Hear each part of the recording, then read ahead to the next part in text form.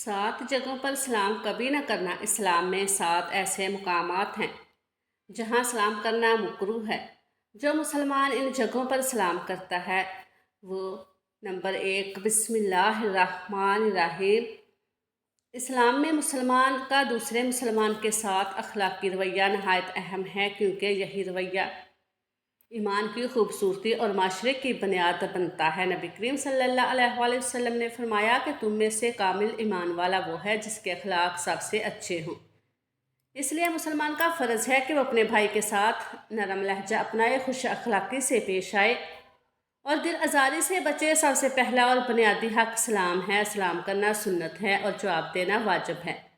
سلام دلوں میں محبت پیدا کرتا ہے اور تکبر کو ختم کرتا ہے۔ رسول اللہ صلی اللہ علیہ وآلہ وسلم نے فرمایا کہ آپس میں سلام کو عام کرو تو تم میں محبت بڑھے گی۔ مسلمان جب ملے تو مسکرا کر ملے، کیونکہ مسکراہٹ بھی صدقہ ہے۔ بات کریں تو سچ بولے، وعدہ کرے تو پورا کرے اور کسی کی غیبت یا چغلی نہ کرے۔ دوسروں کی عزت کا خیال رکھے، ان کی کمزوریوں کو چھپائے اور خطا ہو جائے تو معاف کر دے۔ ضرورت کے وقت مدد کرنا بھی اچھے اخلاق میں شامل ہے۔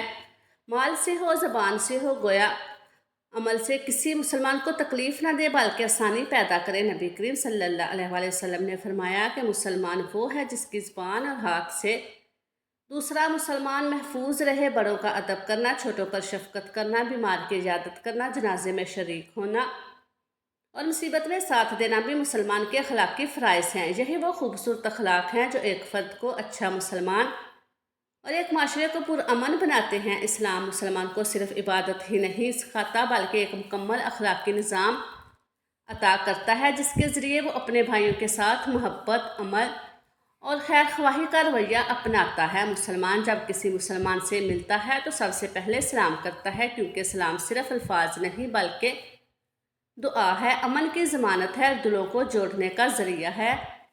سلام میں پہل کرنے والا تکبر سے بچ جاتا ہے۔ نبی کریم صلی اللہ علیہ وآلہ وسلم نے فرمایا جو سلام میں پہل کرے وہ اللہ کے قریب ہے۔ صرف ملاقات تک محدود نہیں بلکہ گھر میں داخل ہوتے وقت اہل خانہ کو سلام کرنا بھی سنت ہے۔ اس سے گھر میں برکت ہوتی ہے، شیطان دور ہوتا ہے۔ یہی سلام بچوں کو سکھایا جاتا ہے تو ان کے دلوں میں ادب اور محبت ہو جاتی ہے۔ اسلام یہ بھی سکھاتا ہے کہ سلام کا انداز کیسا ہو، آواز اتنی ہو کہ سامنے والا سن لے، لہجہ نرم ہو اور نیت خالص ہو۔ نظر ملے یا نہ ملے سلام کرنا سنت ہے، کیونکہ سلام تعلق قائم کرنے کا ذریعہ ہے۔ یوں سلام ایک چھوٹا سا عمل ہو کر بھی بہت بڑی عبادت بن جاتا ہے۔ یہ عمل نہ مال مانگتا ہے نہ طاقت، بلکہ صرف ایک صاف دل اور خیر کی نیت چاہتا ہے۔ سلام سے بات شروع ہو تو دل قریب آ جاتے ہیں اور یہی قربت ایک مضبوط اور پرامن اسلامی معاشرے کی بنیاد بن جاتی ہے۔ سلام اسلام کا ایسا خوبصورت تحفہ ہے جو اللہ نے اس امت کو عطا کیا تاکہ دلوں کے درمیان فاصلے مٹ جائیں اور معاشرے میں امن، محبت اور اخوت کی فضا قائم ہو۔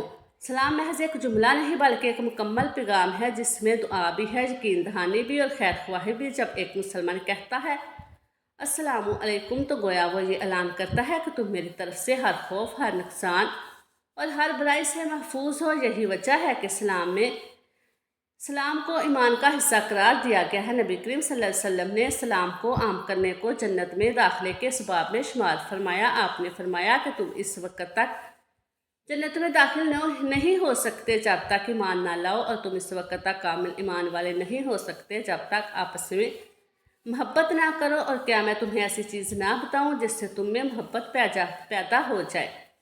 وہ یہ ہے کہ آپس میں سلام کرو۔ یہ حدیث سلام کی روح اور اس کے اثرات کو واضح کر دیتی ہے۔ سلام میں پہل کرنا بہت بڑی نیکی ہے۔ اکثر لوگ یہ سوچتے ہیں کہ سامنے والا پہلے سلام کرے، مگر اسلام ہمیں سکھاتا ہے کہ عاجزی اختیار کرو اور خیر میں سبقت لے جاؤ۔ سلام میں پہل کرنے والا اپنے دل سے تکبر نکال دیتا ہے اور اللہ کے ہاں بلند درجہ پاتا ہے۔ صحابہ کرام کا معمول تھا کہ وہ بچوں کو بھی سلام کرتے تاکہ سنت کو زندہ رکھا جائے اور نئی نسل کے دلوں میں محبت اور ادب راسخ ہو۔ سلام کا جواب دینا واجب ہے اور اس میں لاپرواہی کرنا گناہ کا سبب بن سکتی ہے۔ قرآن کریم ہمیں سکھاتا ہے کہ جب تمہیں سلام کیا جائے تو اس سے بہتر جواب دو یا کم از کم اس کے برابر۔ یہ آیت ہمیں بتاتی ہے کہ اسلام صرف لینے کا نہیں بلکہ دینے کا دین ہے۔ جو ہمیں عزت دے ہم اس سے بڑھ کر اس کو عزت دیں، اور اگر نہ بڑھا سکے تو کم از کم برابر ضرور لٹائیں۔ اسلام کے آداب بھی اسلام نے بڑی خوبصورت انداز میں سکھائے ہیں۔ چھوٹا بڑے کو سلام کرے، سوار پیدل کو سلام کریں، چلنے والا بیٹھے ہوئے کو سلام کریں اور تھوڑے لوگ زیادہ لوگوں کو سلام کریں۔ یہ ترتیب دراصل عاجزی اور احترام کی ترتیب ہے تاکہ معاشرے میں کوئی خود کو بڑا اور دوسروں کو کمتر نہ سمجھے۔ سلام گھر کے اندر داخل ہوتے وقت بھی ایک عظیم سنت ہے۔ جب انسان گھر میں داخل ہو اور اہل خانہ کو سلام کرے تو اللہ تعالیٰ اس گھر میں برکت نازل فرماتا ہے۔ یہ سلام بچوں کے دلوں میں محبت پیدا کرتا ہے، میاں بیوی کے درمیان قربت بڑھاتا ہے اور گھر کو سکون کا گہوارہ بنا دیتا ہے۔ اس طرح خالی گھر میں داخل ہوتے وقت بھی سلام کرنا مستحب ہے کیونکہ فرشتے وہاں موجود ہوتے ہیں۔ سلام صرف زبان سے ادا ہونے والا لفظ نہیں بلکہ اس کے ساتھ چہرے کی بشاشت، نرم لہجہ اور خیر کی نیت بھی شامل ہونی چاہیے۔ بعض اوقات انسان سلام تو کہتا ہے مگر انداز ایسا ہوتا ہے کہ سامنے والا خود کو بوجھ محسوس کرتا ہے۔ اسلام ہمیں سکھاتا ہے کہ سلام ایسا ہو جو دل کو چھو لے اور سامنے والے کو اہمیت کا احساس دلائے۔ سلام اختلافات اور ناراضگی کو ختم کرنے کا بہترین ذریعہ ہے۔ دو مسلمان کے درمیان اگر ناراضگی ہو جائے تو سلام میں پہل کرنا شیطان کو سب سے زیادہ ناپسند ہوتا ہے۔ نبی کریم صلی اللہ علیہ وآلہ وسلم نے فرمایا کہ دو مسلمان جب ملتے ہیں اور مصافحہ کرتے ہیں، جدا ہونے سے پہلے ان کے گناہ معاف ہو جاتے ہیں۔ مصافحہ دلوں کو صاف کرتا ہے اور رنجشوں کو بھی ختم کر دیتا ہے۔ سلام کا دائرہ صرف جان پہچان تک محدود نہیں۔ مسلمان جس مسلمان سے ملے اسے سلام کرے، چاہے وہ اجنبی کیوں نہ ہو۔ یہی وہ چیز ہے جو اسلامی معاشرے کو منفرد بناتی ہے۔ جہاں لوگ ایک دوسرے کو جانتے بھی نہ ہوں پھر بھی بھائی چارے کا احساس رکھتے ہوئے جو ملاقات کا آغاز سینے کا رخصت تک دلوں کو جوڑے رکھتا ہے، یہ عمل انسان کو اللہ کے قریب کرتا ہے، رشتوں کو مضبوط بناتا ہے اور معاشرے کو امن کا گہوارہ بنا دیتا ہے۔ اگر مسلمان ایک سنت کو دل سے زندہ کر لے تو بہت سے جھگڑے، نفرتیں اور فاصلے خود بخود ختم ہو جائیں گے۔ اسلام میں سلام بہت بڑی سنت اور باعث اجر عمل ہے، لیکن شریعت نے ہمیں یہ بھی سکھایا ہے کہ کچھ مواقع ایسے ہیں جہاں سلام نہیں کرنا چاہیے یا سلام کا جواب دینا لازم نہیں ہوتا تاکہ عبادت اور آداب میں خلل نہ آئے۔ علماء نے احادیث اور فقہی اصولوں کی روشنی میں چند مقامات بیان کیے ہیں جن کا لحاظ رکھنا بہتر ہے۔ پہلی جگہ بیت الخلاء ہے۔ جو شخص قضائے حاجت میں ہو اسے سلام نہیں کیا جاتا کیونکہ وہ ایسی حالت میں ہوتا ہے جہاں ذکر الہی اور گفتگو مناسب نہیں سمجھی جاتی۔ نبی کریم صلی اللہ علیہ وآلہ وسلم نے خود ایسی حالت میں سلام کا جواب نہیں دیا۔ نمبر 2، وہ شخص جو پیشاب یا پخانہ کر رہا ہو اگرچہ جگہ کھلی ہو تب بھی اس حالت میں سلام کرنا مکروہ سمجھا گیا ہے کیونکہ اس وقت انسان نجاست اور بے توجہ کی حالت میں ہوتا ہے۔ تیسری جگہ وہ شخص ہے جو نماز میں مشغول ہو، نماز اللہ سے ہم کلامی ہے، اس دوران سلام کرنا درست نہیں، البتہ نمازی اشارے سے جواب دے سکتا ہے یا نماز کے بعد جواب دیتا ہے۔ چوتھی جگہ خطبہ جمعہ کے دوران خطیب اور سننے والے جب امام خطبہ دے رہا ہو تو سلام کرنا مناسب نہیں کیونکہ اس وقت خاموشی اختیار کرنا واجب ہوتا ہے اور سلام سے توجہ بٹھتی ہے۔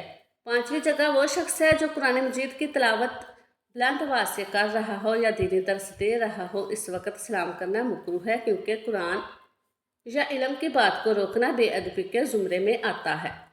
چھٹی جگہ وہ شخص ہے جو کھانا کھا رہا ہو اور نوالا منہ میں ہو، اس حالت میں سلام کرنا مناسب نہیں کیونکہ جواب دینا مشکل ہوتا ہے اور تکلیف کا باعث بن سکتا ہے۔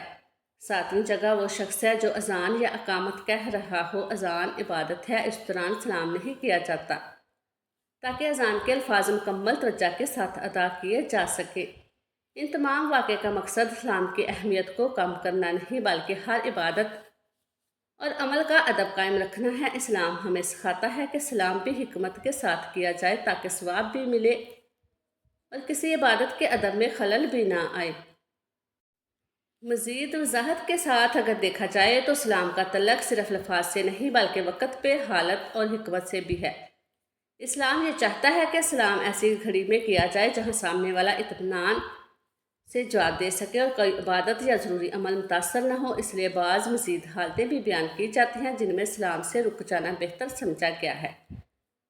ایک اور حالت وہ ہے جو کوئی شخص دعا میں ہاتھ اٹھائے ہو یا خشوع و خضوع کے ساتھ ذکر میں مشغول ہو، ایسے وقت میں سلام کرنے سے اس کی توجہ بٹ سکتی ہے، اس لیے بہتر ہے کہ ذکر یا دعا مکمل ہونے کا انتظار کیا جائے۔ اسی طرح جب کوئی استاد سبق پڑھا رہا ہو یا شاگرد پوری توجہ سے درس سن رہی ہو، اس وقت سلام کرنے کی بجائے خاموشی اختیار کرنا ادب کے زیادہ قریب ہے۔ اگر داخل ہونا ضروری ہو تو آہستہ بیٹھ جانا بہتر ہے اور بعد میں سلام کر لیا جائے۔ قبرستان میں سلام کے آداب بھی مختلف ہیں، وہاں بلند آواز سے عام لوگوں کو سلام نہیں کیا جاتا، بلکہ القبور کو مخصوص دعا کے ساتھ سلام کیا جاتا ہے، کیونکہ یہ مقام نصیحت اور خاموشی کا ہوتا ہے۔ غصے کی شدید حالت میں سلام کرنا بہتر ہے۔ جب کسی کا غصہ عروج پر ہو تو سلام بعض اوقات الٹا رد عمل پیدا کر سکتا ہے، اس لیے پہلے ماحول کو نرم کرنا پھر سلام کرنا حکمت ہے۔ اسی طرح وہ جگہ جہاں شور شرابہ ہو یا فحاشی گفتگو ہو، سلام کرنے کی بجائے خاموشی اختیار کرنا بہتر ہے۔